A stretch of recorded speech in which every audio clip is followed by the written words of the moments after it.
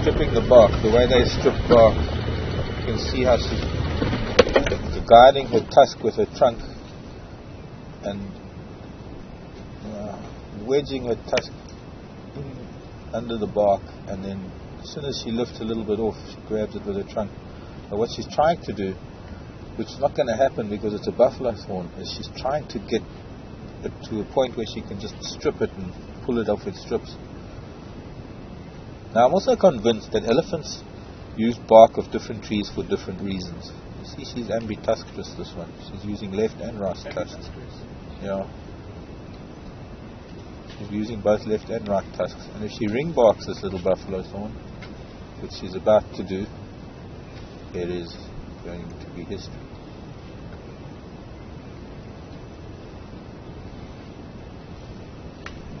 Not a very stringy bark like some of the acacias and baobabs.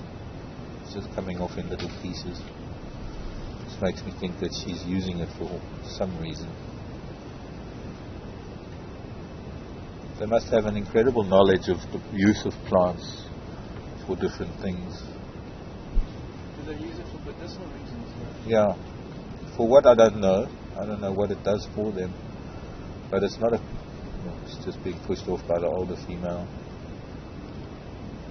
who is now going to have her take her turn. But this is also, it's like kids in a way, in that when one kid's got a toy, everyone wants it. I've seen it even with animals too. Is that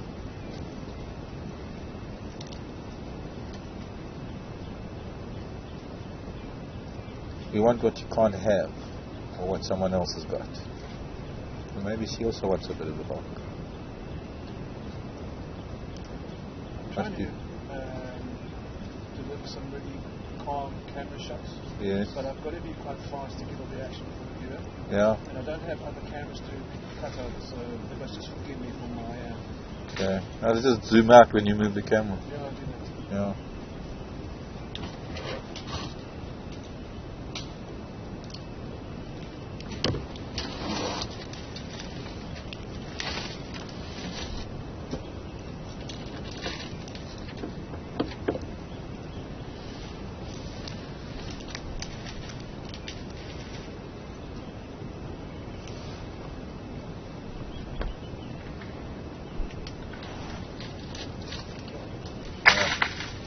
That's one way to get at the bark if you can't get it.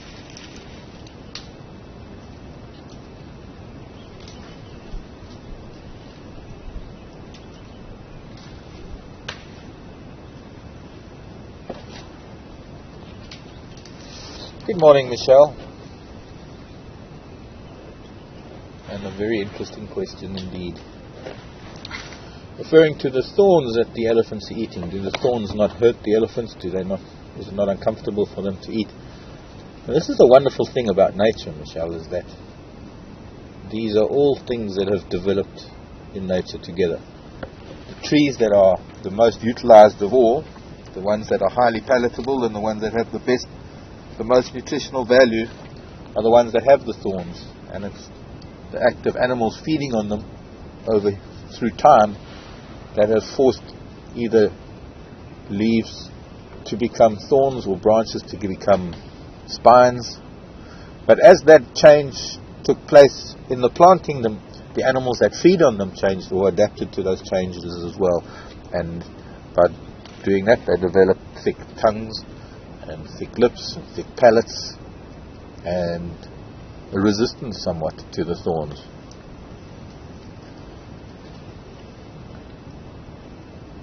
That's the end of that buffalo thorn. Well, I suppose it can be the end anyway, because it was ring barked. And now, if we had to monitor this dead buffalo thorn, put a time-lapse camera here for the next few years, we'd see how slowly it decomposes. There would be insect-eating and seed-eating birds sitting on it, dropping seed and dropping more fertilizer. And seeds would then be able to germinate in those thorn branches and have a chance to grow. And if we have a look at this bare patch of ground in front of us, it's very difficult for a tree to grow there, because that's where animals walk and feed. So it's very important that these things happen. I mean, right here we've got a perfect example right next to me. Although this tree's still alive, barely.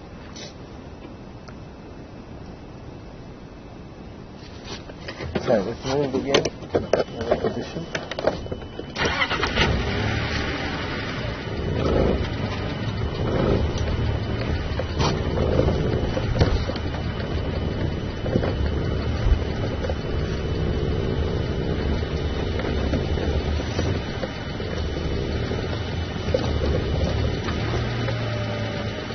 Understand? That thing where you know?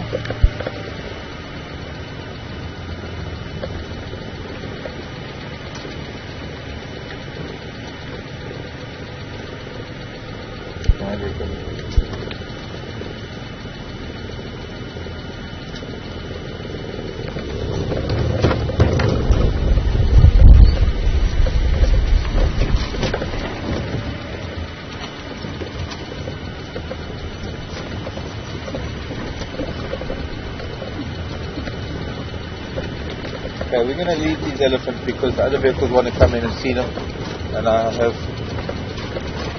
had a habit of